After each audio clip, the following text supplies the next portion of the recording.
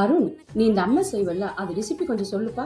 அதுவா ஆண்டி, ரொம்ப simple. First கொண்டக்கடலையை 8 மணி நேரம் ஊற வச்சிருங்க.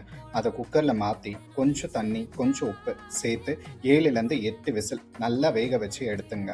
இப்போ அந்த கொண்டக்கடலை வேச்ச தண்ணி இருக்குல்ல, அதை வேஸ்ட் பண்ணாம எடுத்து வச்சுங்க. நம்ம அப்புறமா அதை யூஸ் பண்ணலாம். நெக்ஸ்ட் இந்த கொண்டக்கடலையை ஜார்ல மாற்றி 4 பல்லு பூண்டு, ஃப்ரிட்ஜில் தஹினி சாஸ் வச்சிருப்பேன், அது ஒரு 2 டீஸ்பூன், ஒரு அரை டீஸ்பூன் வறுத்தரைச்ச சீரகத்தூள், 2 டீஸ்பூன் லெமன் ஜூஸ், கொஞ்சம் உப்பு, அப்புறம் ஆலிவ் ஆயில் ஊற்றிங்க.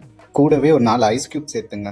அவ்வளோதான் ஆண்டி. இப்போ இதை மிக்சியில் நல்லா அரைச்சிங்க. அரைக்கும் போது நம்ம கொண்டக்கடலை வேக வச்ச தண்ணி எடுத்து வச்சிருக்கோம்ல, அதை கொஞ்சம் கொஞ்சமாக ஆட் பண்ணி கன்சிஸ்டன்சி செக் பண்ணிட்டே வாங்க. இது நல்லா க்ரீமி டெக்ஸ்சரில் வந்ததுக்கப்புறம் ஒரு சின்ன தட்டில் மாற்றி லெவல் பண்ணிட்டு அது மேலே கொஞ்சம் சீரகத்தூள், வெறும் மிளகாத்தூள் கொஞ்சம் ஒரு சிட்டிக்கி போட்டுட்டு கொஞ்சம் ஆலிவ் ஆயில் ஊற்றி லாஸ்ட்டாக கொத்தமல்லி கொஞ்சம் தூவி விட்டுருங்க.